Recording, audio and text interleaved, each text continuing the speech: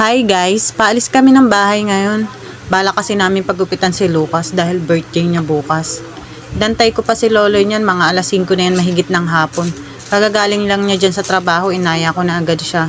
Sabi ko samahan niya muna ako, papagupitan muna namin si Lucas. Kaso pagdating nga namin kung saan sila lagi nagpapagupit, sarado na. Hindi ko alam kung ba't maaga sila nagsara ngayon. Kaya naman naisipan muna namin na sa iba muna siya magpagupit. Sa mga oras nga na yan, papunta muna kami sa girlfriend ni Loloy. Meron kasi siyang ibibigay na pera sa girlfriend niya. At nandini na nga kami sa syota ni Loloy. Inabot ko na nga agad yung pera sa kanya para makapagbayad na siya, tawag na sa kanya. Okay na.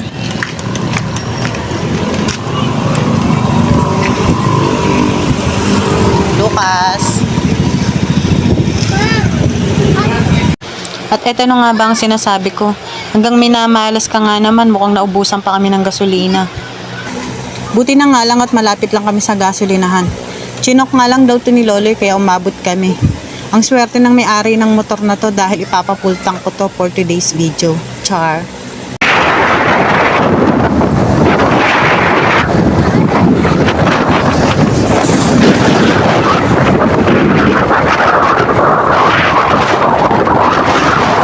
At bago nga kami umuwi, dumaan muna ako sa NSN.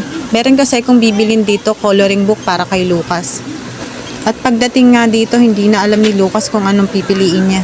Kaya naman sabi ko kay Loloy, tutulungan ko na yung anak niyang mamili. Kasi itong si Lucas kung ano-ano yung kinukuha, kahit hindi coloring book, kinukuha na niya. Bali, naghanap nga ako dyan ng coloring book. Kukunti lang pala yung coloring book, kaya dalawa lang yung napili ko dyan. Pagtapos nga naming makapili ng coloring book, naghanap na rin ako ng color. Yung medyo mura lang sana yung hanap naming mag-ina kasi babali-baliin lang yan ni Lucas sigurado.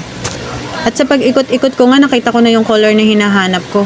Mura lang kasi to, 10 pesos lang, 10 pieces na. Ero nga yung mga color na binaha, kaya binargain na nila. Pwede na to kay Lucas kasi paglalaroan lang naman yan sigurado. Nung natapos na nga naming bilhin yung mga kailangan ni Lucas, nagbayad na rin kami sa cashier. Kay Tita Cory nga pala kami nagbayad. Ang bait nga ni Lucas kasi nag-bless pa talaga siya. Napakagalang talagang bata. Dito na nga lang din namin naisipan pagupitan si Lucas. Dito to sa may gawing tigpalas.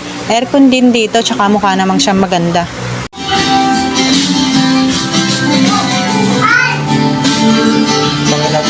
Tulog. Oh, matutuloy niyo sa panta.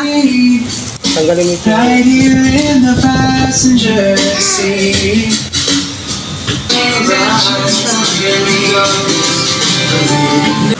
At hindi nga ako nagkamali ng pinuntahan, maganda nga talaga dito. Ang ganda ng ambience nila tapos ang lakas makarelaxing ng mga musics nila. Nag-antay pa nga kami ng konti dyan kasi merong nauna kay Lucas. Bali si Lucas naman na yung kasunod kaya okay lang.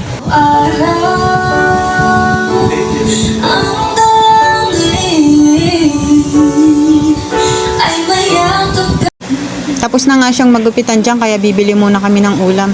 Sabi ko kay Loloy, bibili na lang kami ng pritong manok kasi tinatamad ako magluto ngayong araw. Pagka nga pala gusto namin ng pritong manok, dito kami bumibili. Yung manok kasi dini talagang pinipilahan bukod sa malasa na malinamnam pa. Tapos mura pa.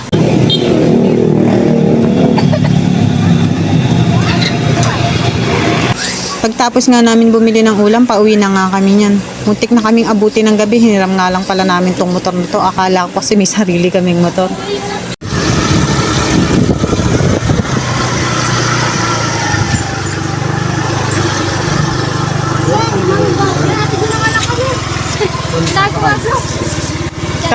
Mahahatid ba kayo?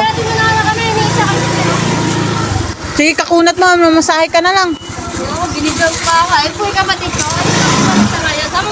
Pagdating nga namin sa bahay, inabutan ko pa tong kapatid ko na to.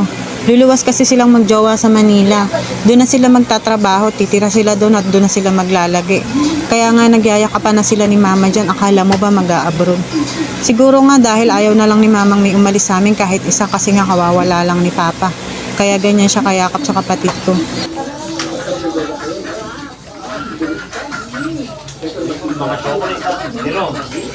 Saan ba pupunta yan?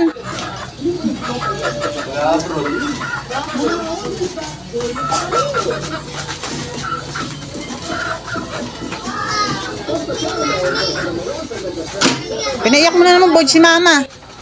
Ayaw mo daw, yung kakadala sa'yo. Oh, nagkaiyakan pa kayo dyan.